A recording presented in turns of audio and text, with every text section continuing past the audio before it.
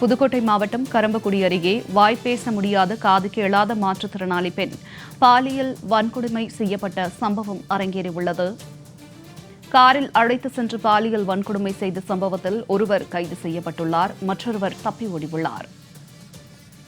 தகவல்களோடு இணைகிறார் எமது செய்தியாளர் தேவராஜ் பழனி. வணக்கம் தேவராஜ் பழனி, இது குறித்த விரிவான தகவல்.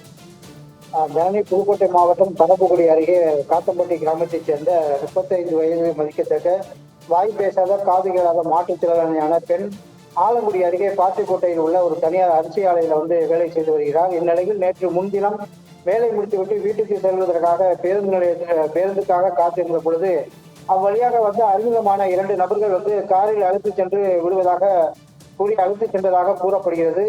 பின்னர் மணக்கொள்ளை அருகே அவரிடம் பாலியல் சீண்டலில் ஈடுபட்டுவிட்டு சாலையில் இறக்கிவிட்டு சென்றதாக தகவல் தெரிவிக்கப்பட்டுள்ளது. இதனையடுத்து அங்கிருந்த பொதுமக்கள் அந்த பெண்ணை மீட்டு காவல்துறையினருக்கு தகவல் தெரிவிக்கப்பட்டு இதனையடுத்து அங்கு மலையூர் காவல்துறையினர் 108 ஆம்புலன்ஸ் மூலம் சிகிச்சைக்காக புதுக்கோட்டை ராணியார் அரசு மருத்துவமனைக்கு அனுப்பி வைத்தனர்.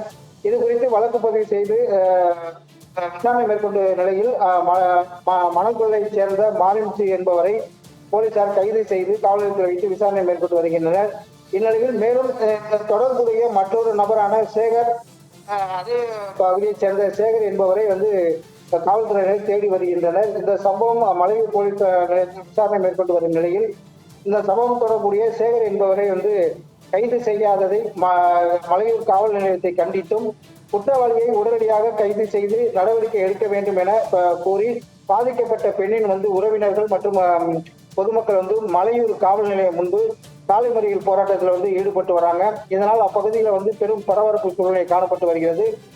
கைது செய்யும் வரை நாங்கள் மறியலை கைவிட மாட்டோம் என கூறி தொடர்ந்து மறியல் போராட்டத்தில் ஈடுபட்டு வருகிறாங்க. இவங்களிடம் மலையூர் காவல்துறையினர் பேச்சுவார்த்தையில் ஈடுபட்டு வருகிறார்கள். இதனால் அப்பகுதியில் பெரும் போக்குவரத்து பாதிப்பு ஏற்பட்டு வருகிறது. ஜனனி, தங்களுடைய விரிவான தகவலுக்கு நன்றி தேவராஜ் பழனி.